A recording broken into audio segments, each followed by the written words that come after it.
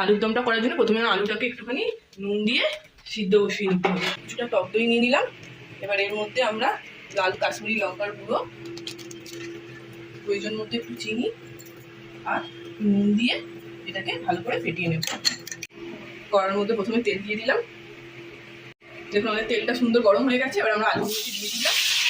আলুর মধ্যে নুন দিয়ে আমি সিদ্ধ করেছি, তাই জন্য আমি আর নুনটা দিলাম না, শুধু হলুদটা আমরা অ্যাড করলাম। আলুগুলো সুন্দর ভাজা হয়ে গেছে।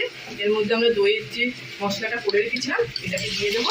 দেওয়ার সময় অবশ্যই গ্যাসটাকে একদম আস্তে করে দেবেন, নাহলে দইটা ফেটে যাবে, ছানা কেটে যাবে।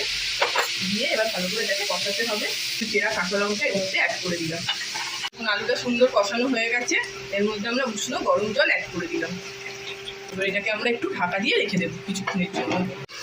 আলুটা সুন্দর মাখো মাখো হয়ে গেছে, আমাদের এটা রেডি হয়ে গেছে। এবার এটা নামাবো। দেখুন আমাদের একদম ঠাকুরবাড়ির দই আলুর দম রেডি।